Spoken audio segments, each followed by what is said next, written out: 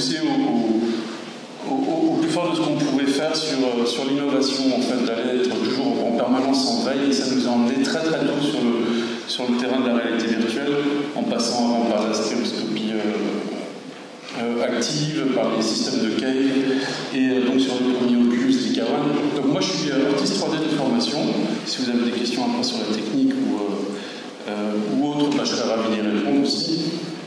Et tout ça pour dire que donc, les expéditions immersives sont en fait l'aboutissement de plusieurs itérations sur des sujets très exigeants où à chaque fois on a pris une valeur, un savoir-faire, et où on s'est rendu compte en fait qu'on était en mesure de proposer des choses différentes. Et donc avant de vous parler de l'Horizon Chaos, je ne peux pas vous en parler sans vous parler de ce format qui permet en fait d'emmener des gens, des visiteurs qui prennent sur une billetterie sur internet des tickets, viennent en famille ou entre collègues, entre amis, sur un groupe de 4 ou 5 personnes, et puis on a des espaces qui font plus ou moins 1000 mètres carrés, ça peut être plus, il n'y a aucun souci, et ils partent pendant 45-50 minutes à la suite d'un guide virtuel qui les emmène dans une pièce où à certains moments on peut être une centaine en même temps, mais on ne voit pas, on ne perçoit pas les autres personnes tant qu'elles ne sont pas vraiment proches de nous. Et donc on vit une aventure. Et là, la magie de la 3D, toutes les personnes qui sont passées avant moi l'ont brillamment démontré.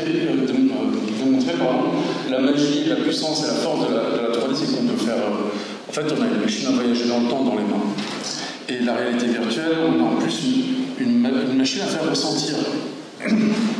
On a la possibilité vraiment de s'installer à côté d'un personnage, de le suivre physiquement. Donc moi, je parle de quelque chose où les gens peuvent marcher pendant 30 mètres en ligne droite, suivant un personnage, rentrer dans un temple égyptien, vraiment s'investir personnellement et physiquement et émotionnellement avec tous ces éléments, et puis aussi passer à ses travers, parce que si on se rapproche trop d'un personnage et qu'il est mal doublé, par exemple en anglais ou en français, on a les lèvres qui ne bougent pas correctement, et on peut aussi avoir très vite l'impression que quelque chose cloche.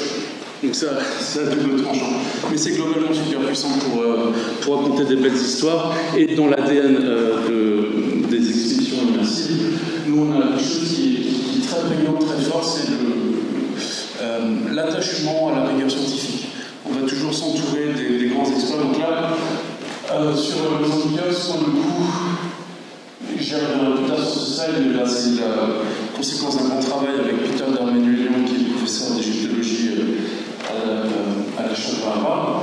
Mais avant, on a d'autres projets qui donc, en 2017, là, on était sur le prototype justement multi-user à plusieurs dans une même pièce, qui permettait en fait d'aller voir un truc impossible dans la vraie vie, c'est-à-dire de guerriers de faction opposée qui se tiennent à moins de 5 mètres l'un de l'autre sans se taper, et de les écouter parler et répondre aux mêmes questions de journalistes. Donc il y avait déjà un engagement émotionnel assez fort, et surtout, on allait collecter de la data au moment où les gens se retrouvent devant tel ou tel personnage pour essayer de comprendre un peu ce qui les intéressait plus, et la scène suivante, restituer l'interprétation de cette data pour lui proposer une scène personnalisée par rapport à son expérience, et donc pour le questionner encore davantage sur pourquoi est-ce que je suis allé écouter davantage ça et lui que l'autre. Donc on a cette possibilité via une interaction de bâtir quelque chose de vivant et de questionner les visiteurs là. On a vraiment, même si le Chaos est sur un format très linéaire, on y reviendra plus tard,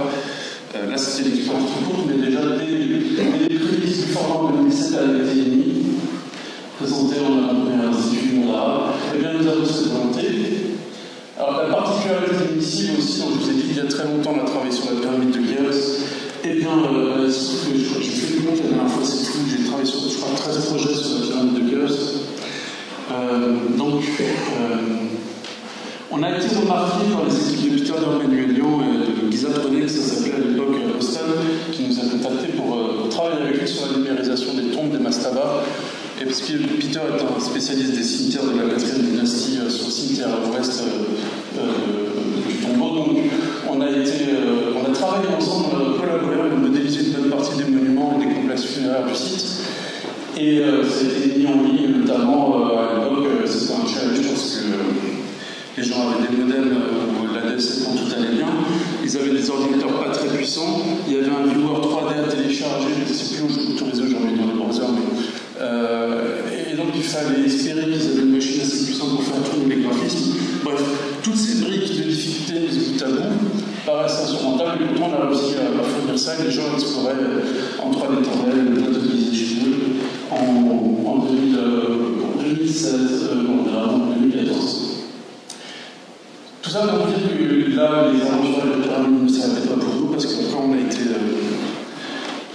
partenaire scientifique, enfin partenaire technologique de l'invitation de la pyramide pour une mission franco-japonaise, et on a des amis du Québec aussi qui ont travaillé dessus notamment, et on était sur place pour interpréter des relevés laser, de faire de la photogrammétrie et faire le premier prototype multi-user à la Cité de l'Architecture et du Patrimoine. Donc là, on commençait à voir vraiment qu'il y avait un intérêt, parce qu'on mettait les gens dans une pièce, on les équipait avec des backpacks, ils commençaient à tourner en groupe, ils se parlaient les uns des autres, ce qu'on n'avait jamais vu en réalité virtuelle. Certains se donnaient la main quand ils voulaient se rassurer, ou quand ils voulaient échanger des sentiments avec les autres. Donc on avait la réalité virtuelle qui devenait en plus physique avec le partenaire en compagnon avec qui on était. Et puis on travaillait à l'époque avec les guides conférenciers. On s'est rendu compte que la limite de ça, c'est génial, les guides conférenciers, mais c'est que ils fatiguaient en fait, malheureusement, parce que c'est super intéressant la VR, mais au bout de 8 heures dans une journée avec un casque sur la tête, eh bien, c'était pas possible. Et puis aussi, ça se limite parce qu'on ne restitue pas tout le temps le même message avec le même enthousiasme et pas dans toutes les langues. Mais je vais revenir plus tard, ça ne veut pas dire qu'on travaille avec les guides conférenciers, bien au contraire. Le format a plu ensuite, il a été présenté sous le mécénat de Orange au général Georges Joindre après l'incendie de Notre-Dame de Paris, qu'il avait validé et choisi pour être présenté sur un projet qui s'appelle Terrain de Notre-Dame, qu'on a fait. Il y a encore actuellement une présentation sous le parvis de la cathédrale à Paris. Et là, on est clairement sur le premier format d'exposition immersive qui fonctionne, c'est-à-dire les gens se suivent, et aujourd'hui, si vous y allez, vous pouvez visiter le chantier de Notre-Dame de Paris et suivre un guide qui vous montrera les différentes étapes de sa construction et qui rendra aussi un hommage aux bâtisseurs et aux gens qui l'entretiennent et qui la restaurent. Donc là, on va essayer de faire marcher la magie d'Internet avec un lien qui capte, parce que c'est pas grave. C'était pour montrer la bande-annonce, parce qu'on va arriver sur l'horizon d'IAPS. Donc là, il faut aller sur Internet, c'est ça ? Ouais, c'est juste la... Mais c'est quoi le lien? J'ai pas moi. En fait, si tu fais contrôle-clic sur l'image, ça devrait... Ah, pardon. Ok. J'ai pas compris. Où ça, ici? Ouais, j'ai mis des trucs. Mais contrôle, c'est que c'est un Mac, là. Hein. Pomme, peut-être? Pomme. Oui. Là où il y a écrit l'horizon Kiops, là, il est censé y avoir une vidéo dedans, c'est ça? Ouais, mais c'est dans un PDF? Ouais. Oh, mais je connaissais pas. Il y a pas la vidéo à côté? Non. Bon. Après, encore une fois, c'est un trailer pour faire venir les gens et qui présente le projet et le concept. Il est en ligne quelque part? Il est hébergé quelque part? Ouais, ça se trouve facilement. Alors vas-y, on met quoi? L'horizon de Kiev, l'horizon de Kiev, le titre vient de Akal Khufu, donc c'est le nom littéral. C'est ainsi qu'était nommée la pyramide à l'époque. C'est ainsi que l'a décrit une 09 là? Celle-là? Celle qui fait 1 minute là, celle-ci? Oui, c'est 1 minute que ça doit faire. Je lance celle-là? Ou plus bas? Regarde. Tu me dis laquelle? C'est une voiture bas. Ouais, peut-être. Non, ce que tu veux, ça va. Ce que je veux. Donc les outils utilisés, c'est les mêmes que pour le jeu vidéo. J'ai vu passer du Unreal et du Unity tout à l'heure. On est sur les mêmes outils avec des artistes qui peuvent. Alors il n'y a plus de plateforme aujourd'hui. J'ai trouvé que la reconstruction était géniale. Moi, je suis vraiment comme c'est le même taille graphique que le jeu. Tout à l'heure, on a des fois même des métal sur terrain artificiel, un mécanisme. Et puis, là, mon gars, Travi. Et là, vous voyez les gens avec sacs à dos, c'est quelque chose qu'on a supprimé. On a fait un portage où tout soit calculé sur les casques autonomes, qui sont des HTC Focus 3, avec un tracking inside-out. Au tout départ, quand on avait le prototype, on était avec des systèmes infrarouges autour, c'était très coûteux. Une fois qu'on a eu cette grille techno, qu'on a pu passer justement sur des déploiements plus vastes. Et puis voilà, c'était la première mondiale institut mondiale. Ils nous ont fait confiance et il se trouve que le format pour le coup plaît vachement. Je vais essayer de comprendre un truc là. Hop là. Ouais, je pense qu'on a vu les images, les gens comprennent. Le truc qui est cool, c'est de se dire que on suit vraiment ces deux personnages, Mona et je vais spoiler si vous avez voir, mais il y a un moment en basse-tête qui nous permettra justement de tous ces choses un petit peu fantastiques et je vais vous expliquer pourquoi aussi on a ces deux personnages. Mais en fait, je vais aller à la base sur la genèse pour ensuite commencer à vous expliquer, donc on vient de terminer un peu, pour aller plus sur le chapitre des défis, sur la réalisation, sur ce qui nous a posé problème, sur les réflexions qui ont été amenées par le format vis-à-vis de cette beauté, de sa jeunesse, est-ce que ça n'avait pas été trop fait encore. Donc j'avance. Ouais, je vous remercie. Donc sur l'écriture, au départ, on est sur quelque chose de par les contraintes du format qui est linéaire, c'est-à-dire que c'est 40 minutes, il faut faire avancer les gens, sinon il y a des bouchons, on les fait rentrer, il y a un circuit, mais la contrainte sur laquelle on travaillait à l'époque, encore une fois tout évolue, je vous en parlerai plus tard, mais ça a été vraiment de s'assurer qu'il n'y a pas de bouchons quand on avance et que l'écriture soit suffisamment engageante et les personnages suffisamment attachants qu'on a envie de les suivre et pas juste de regarder la pyramide ou un mur. Et là, c'est vraiment emmener les gens sur tout l'espace avec une rythmique, avec des dialogues, avec des choses qu'on a développées. Là, je vais en faire, c'est que le principe public, vraiment, il y a des tout petits qui viennent. À partir du moment où ils ont 8 ans et que le casque est suffisamment que leur tête est suffisamment grande pour le casque, ça fonctionne. Et puis, on a des personnes à mobilité réduite, on a vraiment tous les trucs, et c'est quelque chose qui est super, on peut vraiment venir avec ses proches, normalement, personne reste devant la porte. On a, donc, sur cette narration, choisi 2 personnages, parce qu'on voulait d'emblée faire un voyage dans le temps, et que le personnage de Mona, qui est une guide égyptienne, c'est une jeune égyptologue qui dépanne et qui fait le guide sur une soirée VIP en solo dans la pyramide, était très bien ce personnage pour parler factuellement de la pyramide, de sa taille, de ses dimensions, de la voie d'un bloc, du système des blocs bouchons, de verrou et de la chambre du roi. Mais ça devenait moins pertinent pour nous emmener sur des discours. Une fois qu'on était en présence des anciens Égyptiens dans un temple et qu'on avait en face de nous le rituel de l'ouverture de la bouche, elle nous semblait moins légitime. Et puis aussi le personnage de Bastet, qu'on a convoqué à ce moment-là, permettait non seulement de voyager dans le temps, mais par sa position de déesse, d'aller documenter le mode de vie des anciens Égyptiens, tel que nous l'avions encore dit. Et donc tout ça, on l'a pas inventé, c'est avec Peter Dermanuillon qu'on l'a écrit. On va aller sur le slide suivant.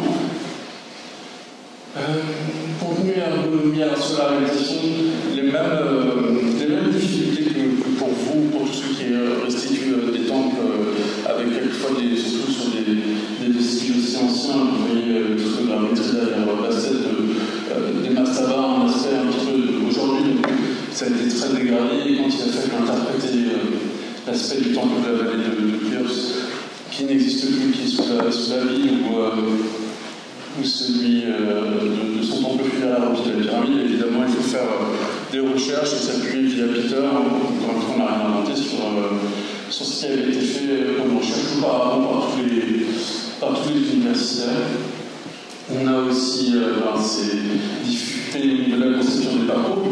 La promesse, c'est d'aller dans la pyramide comme pour une visite réelle de la pyramide. La pyramide en elle-même, c'est des corridors qui font 1 mètre de large, 1 mètre de haut. Et ça, physiquement, on ne peut pas demander à tout le monde de venir se promener et de s'accomplir pour faire le chemin. Donc, techniquement, on a mis en place des dispositifs qui permettaient de faire des pas de côté, d'avoir quand même l'impression d'être dans la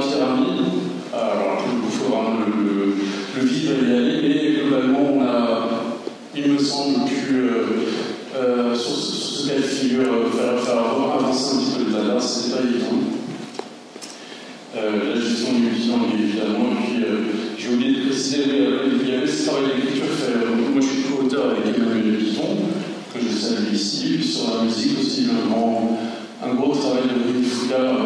On a travaillé scène par scène parce que la narration s'appuie pas seulement sur les personnages et le script, mais énormément sur la musique avec le sens, donc l'accompagnement émotionnel. Parce qu'on a sur cette notion de rythme aussi, je vous en parlais, il faut que les gens suivent, il faut qu'ils aient envie.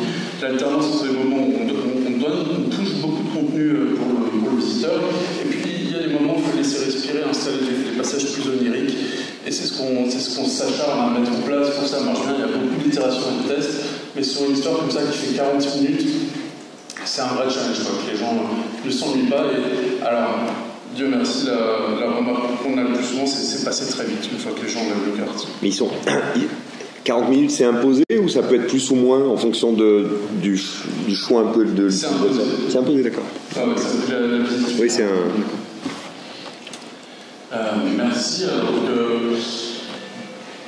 pas de problème de challenge qu'on rencontre sur la réalisation d'une expérience comme ça, avec des personnages qui vont bouger et où il faut suivre, il faut qu'ils soient crédibles. On s'impose aussi d'essayer de rester au niveau, donc le fait de faire ce portage de la version backpack PC, donc avec des cartes graphiques très puissantes vers un casque autonome, où là on est plus sur un processeur de téléphone portable. Mais on ne s'est pas empêché, on ne s'est pas interdit non plus quand même au passage de refaire toute la motion capture d'un personnage pour l'améliorer. On a fait tout son caractère design, on a amélioré les environnements. Vu qu'on a retravaillé dessus, on a amélioré des effets spéciaux. Et d'une manière générale, il n'y a pas que le contenu qu'on fabrique, il y a aussi la brique technologique à côté qu'on appelle la plateforme chez nous XQE, qui permet de propulser nos contenus et qu'on continue à mettre à jour en parallèle. Donc c'est tout ce qui gère les aspects logistiques, serveurs, réseau, ergonomie. On travaille avec les game designers en permanence, on a des études et des équipes dédiées à ça. Pour rester sur l'innovation en permanence. Donc aujourd'hui, à la fin de l'année, Los Angeles, c'est dans 15 lieux. On arrive à 2 millions de visiteurs à la fin de l'année. Et la typologie des lieux, c'est quoi? Là, par exemple, en France, on a 4 lieux. On a Paris-Bercy. À Lyon, on est Confluence dans un ancien Décathlon qui ne marchait plus, donc on a récupéré l'espace, on a investi.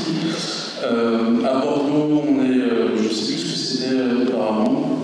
Il vous faut quelle surface à peu près de... Entre 600 et 1000 mètres. Ouais, voilà, il faut que les gens se rentrent pas trop dedans.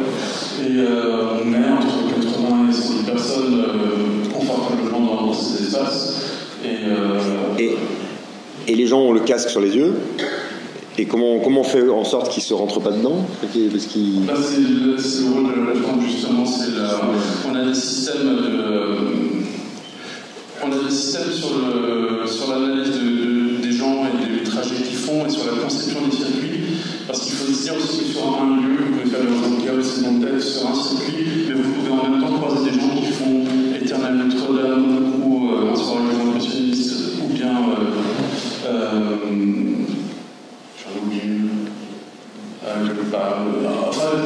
on a soit un même lieu, ça vient là. Donc on a des systèmes de prévention au niveau visuel aussi qui vont faire des barrières et on voit apparaître les gens de manière très significative. Donc on a très peu de collisions parce que les gens se voient et les circuits sont faits pour qu'ils évitent de se croiser sur les zones où ça peut bouger. Il y avait eu quelque chose comme ça sur l'ASCO à la Cité de l'Architecture, c'est ça, où on mettait justement un petit sac à dos là. D'accord, ok.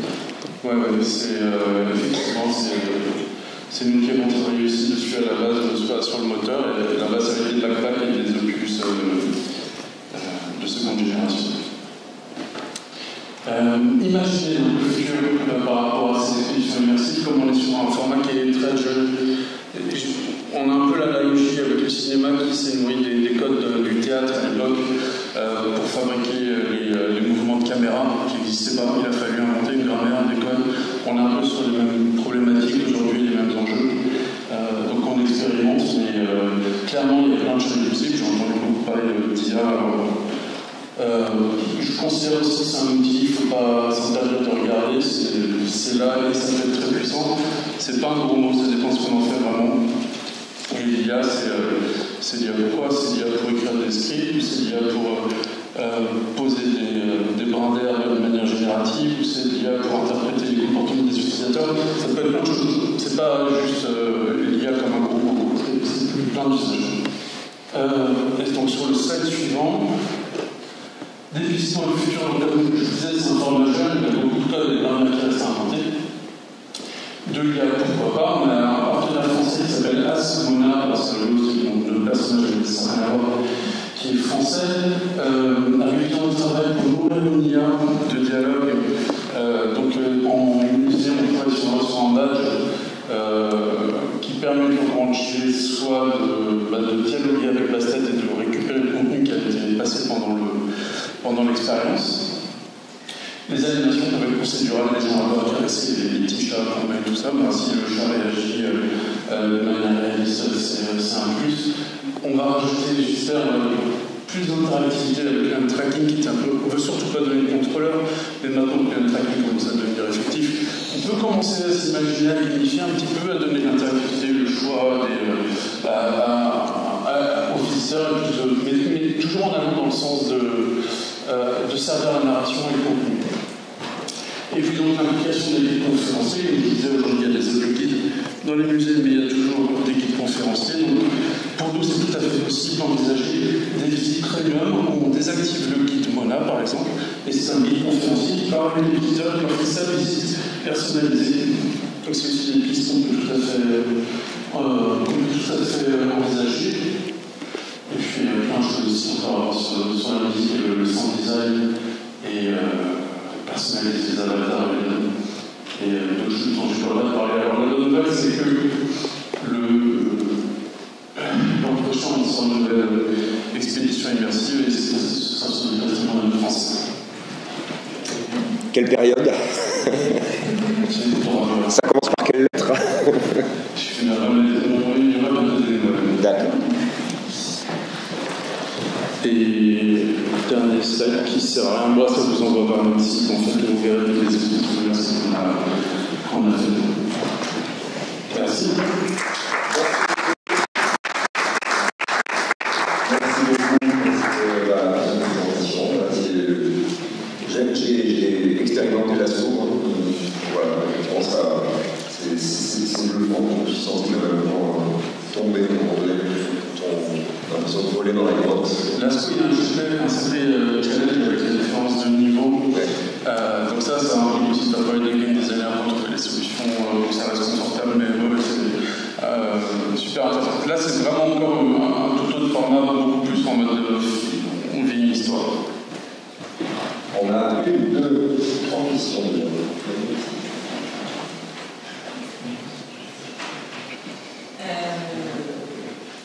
Comment est-ce que vous envisagez, j'arrive pas à comprendre votre stratégie de diffusion, vous créez d'abord un partenariat avec le musée, comme les histoires naturelles pour le monde disparu, et après vous allez faire confiance. En fait, comment vous faites votre stratégie commerciale? Désolé, c'est un petit peu précis, mais... Non, pour le coup, moi je suis donc j'ai pas tous les tenants et aboutissants, mais je peux vous dire que généralement, effectivement, pour les mondes disparus, il y a eu un contact avec le Muséum d'histoire naturelle. Ils ont travaillé main dans la main avec les experts, comme je vous l'expliquais, c'est notre ADN, et on tient vraiment très fort à ce que tout ce qu'on montre soit solide scientifiquement. Et ensuite, il y a eu la Grande Première mondiale et on exclut pour plus d'un an, il me semble, au Muséum d'histoire naturelle. Et en parallèle, on continue d'ouvrir des lieux dans le monde. La semaine prochaine, on ouvre New York, par exemple. Et une fois que l'exclu avec le partenaire est terminé, on diffuse dans les nouveaux lieux nos contenus. Et ça, c'est en propre. Pardon? Et ça, c'est en propre. Pardon. En propre, c'est-à-dire que c'est vous qui gérez la gestion de ça. Alors, c'est là où moi je suis pas compétent pour vous répondre. Et par contre, par exemple, à Confluence, les gens ont combien pour faire la... C'est 24 €, je crois. Oui, je crois que c'est 24 € le tarif. Question ici. Merci pour votre présentation. Merci. J'avais une question qui me tient à cœur par rapport au sujet des guides conférenciers, parce que je suis actuellement en licence pro guide conférencier ici à Narbonne. Et en fait, j'ai du mal à me projeter en fait pour une visite guidée par un guide conférencier sur ce thème de la réalité virtuelle. En fait. Comment ça pourrait se mettre en place les procédés, parce que c'est des visites, comme vous avez dit, qui duraient environ 3 quarts d'heure à peu près. Est-ce que ça c'est des visites un peu plus courtes, des visites mieux aménagées? Comment ça se traduit en fait? Là, je pense que ce qu'on disait sur ces réalité VR, le prototype de tout ça, avec des guides conférenciers, on leur donnait le contrôleur avec, en gros, scène précédente, scène suivante. Ils avaient un pointeur laser et avec la gâchette, ils pouvaient cliquer sur des objets pour activer des animations en fonction de ce qu'ils voulaient présenter. Donc, par exemple, dans la chambre du roi, à un moment, on pouvait pointer le plafond en granit et cliquer, ça allait highlighter les craquures sur le côté ouest. Donc c'est ce genre, on donne vraiment un outil de navigation interactif, un peu des super pouvoirs au guide conférencier pour faire sa présentation personnalisée. D'accord, merci. Je vous en prie. Une autre question ici. Bonjour, merci pour la présentation, c'est vraiment très intéressant. J'ai pas eu l'occasion de faire la maison Chaos, mais souvent ce qui ressort dans ce genre d'animation, d'exposition, etc., c'est la problématique des hiéroglyphes. Et donc, je pensais notamment au texte des pyramides qui a un enjeu important dans la pyramide de Chaos. Est-ce que vous avez eu l'occasion de travailler avec des égyptologues pour vraiment les mettre en scène, ou c'est pas du tout pris en compte par hasard? Si, c'est une bonne question. Alors, moi, le premier, quand je suis allé à la pyramide pour la visiter, j'étais surpris par l'absence de bas-relief, surpris par l'absence d'inscription dans la pyramide en elle-même. En revanche, les tombes des notables autour étaient remplies de choses magnifiques. Donc, c'est des choses et on ne voulait surtout pas se priver de nous montrer des hiéroglyphes. Donc, on travaille avec Peter, égyptologue arabe. Et pour vous dire à quel niveau ça va, dans la cour du temple de la vallée, quand on assiste à l'enlèvement du roi, il y a une reproduction du mobilier de sa mère, la reine Tétérès, qui se trouve là. Et sur les montants latéraux figure le cartouche de Tétérès qu'on a enlevé pour mettre celui de Chaos. On précise que c'est une restitution, mais même si les gens, il n'y a que des égyptologues ou des sachants qui peuvent le voir, on y va quand même évidemment. Mais donc les hiéroglyphes qui sont présents sont intelligibles par les égyptologues finalement. Oui. D'accord.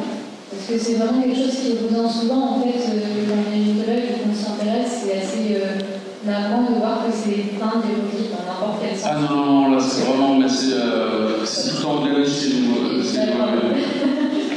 Merci.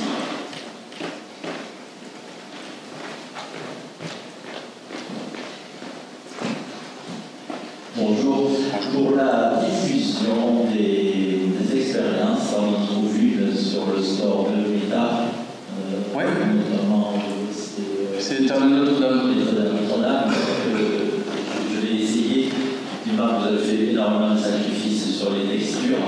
Comment ça se fait qu'on ne retrouve pas la même application sur PCVR, sur Steam, sur le store d'Oculus, en utilisant un PCVR? Et est-ce que vous envisagez, je ne sais pas si vous utilisez la chaîne, de sortir les autres expériences comme ça sur les stores? En standalone, alors la chose de la première, la question, c'est que notre format d'expédition immersive propose vraiment sur la démodulation sur le passé des espaces. Et malheureusement, quand on expérimente ça chez soi, on est sur une chaîne, au mieux elle tourne, mais on n'exploite pas la système et on n'a pas vraiment cet engagement physique. Cependant, Éternel Notre-Dame, c'est un partenariat avec Orange de mémoire. On nous a demandé de le porter sur le store, c'est ce qu'on a fait donc, pour Quest. Et sur le site, je suis presque certain que peut-être juste sur Quest. Sur Steam, en revanche, on a une collaboration avec le Louvre et Mona Lisa. C'est peut-être ça. Excellent, c'est vrai. Et quand on essaye ça à la maison, on a la chance d'avoir le matériel, ça. Ouais, et à vrai dire, nous, même nos scénarios, on a essayé, j'ai fait la Mostra de Nice pour présenter un soir avec les intentionnistes 3 semaines.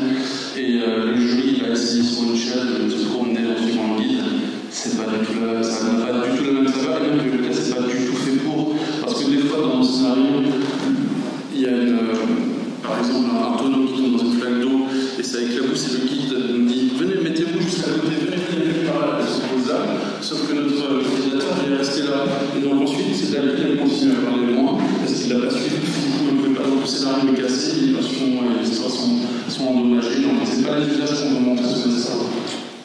Une question ici. Oui, merci. C'est top, je suis de l'aventure depuis très longtemps. Et en fait, je voulais vous demander maintenant, vous avez établi face à un standard, une sorte de. Alors, en tout cas, qui vous est propre chez Curio et je vois très bien le développement super que vous avez.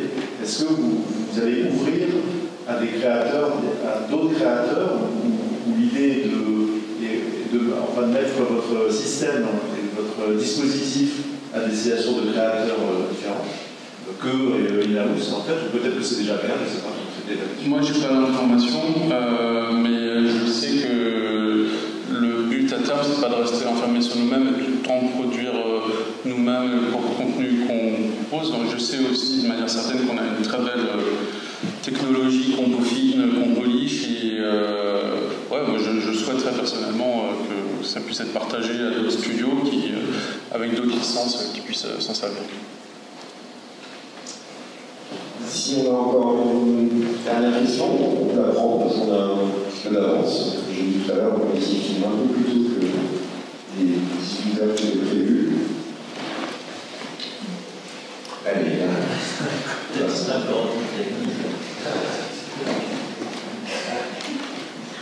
Le choix d'avoir utilisé les HDC par rapport à Meta sur l'expérience que vous mettez. Ils sont partenaires en fait. Depuis le départ, ils nous soutiennent, donc on travaille avec leur matériel. Je crois qu'il me semble que Meta a peut-être aussi un environnement qui était un peu trop fermé, du moins à l'époque qu'on envisageait quelque chose, parce qu'il fallait un compte Facebook, et, enfin, il y avait des choses qui ont bougé, donc on s'est engagé assez tôt avec HTC pour le coup. On assume aux journées pro d'employer un langage et des termes techniques parce que voilà, c'est aussi ça, les nouvelles technologies et les langages et les mots pour les désigner. Écoutez, je vous remercie beaucoup.